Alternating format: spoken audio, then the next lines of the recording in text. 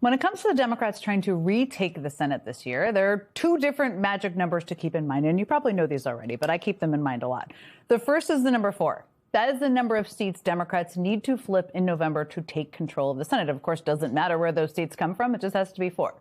Well, voters in 35 states will have a Senate race on their ballot this year. Only about a dozen of those races are really competitive on some level, and there's kind of a range. But luckily, that still gives Democrats lots of potential states to flip because 9 of those seats are currently occupied by Republicans. And again, Democrats only need to flip 4 of them. That's the first magic number. Democrats need to flip 4 seats.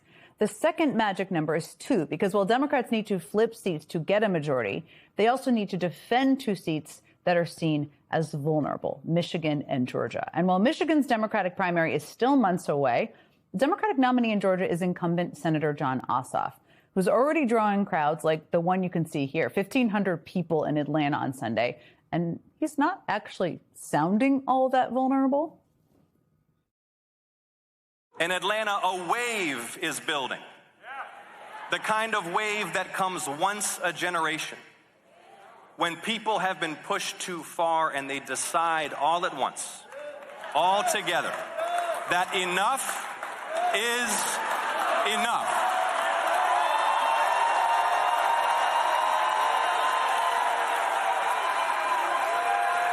So let's give them a united Georgia.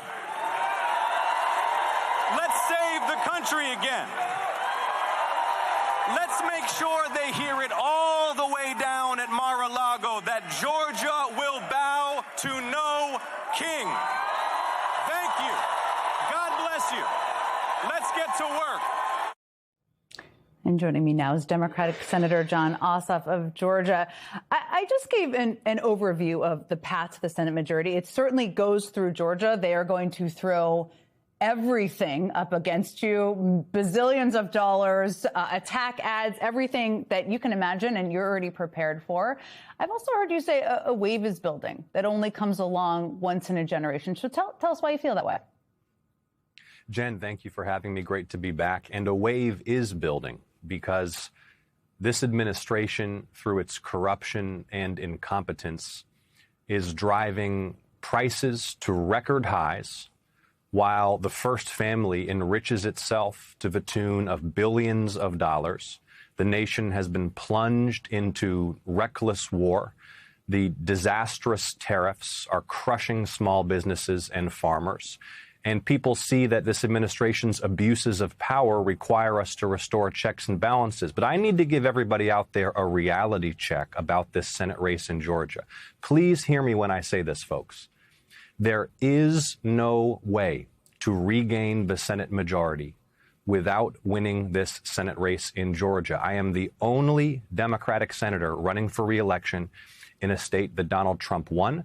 I expect the National Republican Party will spend hundreds of millions of dollars to try to unseat me, and Georgia is a very, very tough battleground state. So I'm asking folks to log on to electjon.com, electjon.com, and chip in right now to support my campaign so we can build an absolutely unprecedented turnout effort and protect voting rights where right there in Fulton County, you saw Tulsi Gabbard come down and oversee a ballot raid. This White House has its sights set on Georgia, and I need the help to win. I don't want to minimize any race, certainly not Georgia, and I think no race is won until November, which everybody should know out there. There's a lot left to happen. You've made corruption. I just played a clip of you. You've made it. We've talked about it a number of times, too. Such a focus on the campaign trail. You weave in the impact on people's lives and why it matters so much. One area of potential corruption we've seen the Trump administration kind of back off on, sort of, kind of, I want to know what you think, is the $1.8 billion slush fund. We obviously saw a huge amount of pushback from Democrats, a lot of unease from Republicans for good reason. And we saw very quick action in the courts. Today, Acting Attorney General Todd Blanche said they're no longer pursuing it. What do you make of that? And do you believe him? I don't trust Todd Blanche, and Todd Blanche should resign. This entire thing is a disgrace. What's extraordinary about how this relates to the Senate race in Georgia is that you've heard even some Senate Republicans criticize this and say they won't vote for it. But both of my Trump puppet opponents, in their debate last weekend, enthusiastically endorsed this and said that they would support this $1.8 billion slush fund for Jan 6th foot soldiers and the president's cronies. People need to understand it's not just that the Senate race in Georgia is the most competitive and crucial in the country. I'm running against two Trump puppet MAGA fanatics who are pro-war, pro-tariff, pro-cutting your health care, pro-Jeffrey Epstein Memorial Ballroom, pro-slush fund for Jan 6th insurrectionists. And again, you want to help me? It's electjohn.com. One of the reasons it really matters who is in the Senate and who controls the Senate is who is confirmed as nominees and people in the cabinet. And Trump did something, I mean, we should never be really shocked. But today he put forward Bill Pulte, of the head of the FHFA, as the acting director of national intelligence. He obviously has no experience in national security. His only, I guess, qualification in Trump world is that he has just been looking for dirt on Trump's political opponents. You're a member of the Senate Intelligence Committee. You care about who's in the cabinet. How concerned are you about this? Look, of all of the appointments, literally, Jen, of all of the appointments to date, many of them catastrophic, this one is the most disturbing. And we cannot let the fact that Bill Pulte is not a household name prevent us from informing the public about the danger posed by his appointment as Director of National Intelligence. This guy has no background in intelligence. He is a thug and a hack who abused his power at the top of the Federal Housing Finance Authority to dig through federal records improperly for any information he could find about the president's political adversaries, and then try to get them prosecuted by Pam Bondi's corrupt Department of Justice. Having somebody like that at the head of the intelligence community is a recipe for unprecedented abuses of the vast powers of our intelligence apparatus. And, you know, I saw Senator Thune even today said we don't need a weaponized intelligence community. Everybody needs to be getting Republican senators on record in opposition to this dangerous, disastrous appointment. This is going to require some of the most intense Senate oversight in Senate history if we have a political hack like this atop of the intelligence community. And again, you saw Tulsi Gabbard. She came down to Georgia, the nation's spy chief, and oversaw a ballot raid as the top intelligence officer in the United States. It is deeply disturbing that with the election upcoming, they've put Bill Pulte, a political hack, at the head of the intelligence community. It speaks to the intensity with which we're going to have to defend voting rights. And again, folks can help me defend voting rights at electjohn.com. To your point of just the forces against Democrats and what they're up against in Georgia and other states across the country, there has been this effort, of course, to redraw maps and continue to redraw maps. There is a piece of good news tonight, I would note, you may or may not have already seen. Oh, it's bad news. I'm sorry. We just got the news. Apologies.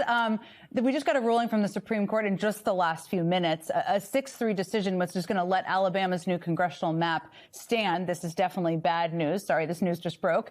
It means Alabama is going to lose one of its two majority black districts. It's a reminder of the forces, of course, as I said, working against Democrats.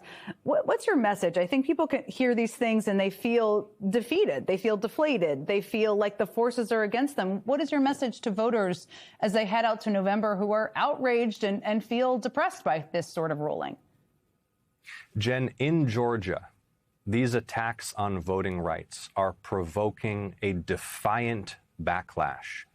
They are motivating people to turn out to the polls in defiance of these attacks on the franchise. 61 years after President Johnson signed the Voting Rights Act, as if they'd been lying in wait since the ink from his pen dried. As soon as Section 2 of the VRA was eviscerated, they've leapt into action to try to remove black elected officials, not by defeating them at the polls, but by manipulating maps to dilute minority power. But the fact that they're launching these attacks in the American South, the fact that they launched that ballot raid in Fulton County, in Congressman John Lewis' congressional district, is awakening in people a determination to vote like they have never voted before, to rebuke these abuses and defend voting rights. You've raised Bill Pulte a number of times. I agree people need to know who he is. And you were very clear-eyed about the impact of what Tulsi Gabbard already did.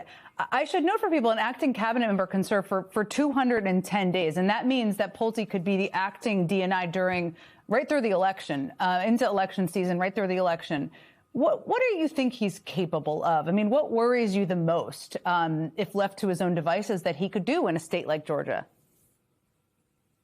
Look, the powers of the U.S. intelligence community, the NSA and our other agencies, are vast. And a determined partisan actor at the top of the intelligence community who wants to weaponize those authorities can do tremendous damage. That is why, again, I view this as the single most dangerous and the single most alarming appointment that Donald Trump has made to date. This is, as I see it, a 5-alarm fire.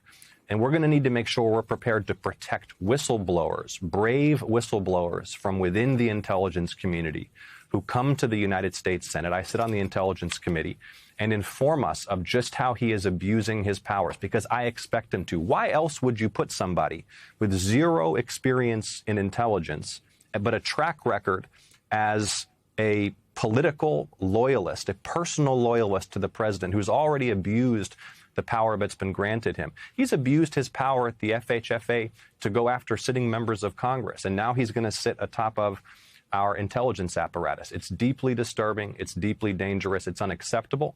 Those of us who sit on the intelligence oversight committees are really going to have our work cut out for us over the next few months. And we're going to keep covering it and following it and making sure people know who Bill Pulte is. Senator Jon Ossoff, thank you as always for joining me tonight. Thank you, Jen.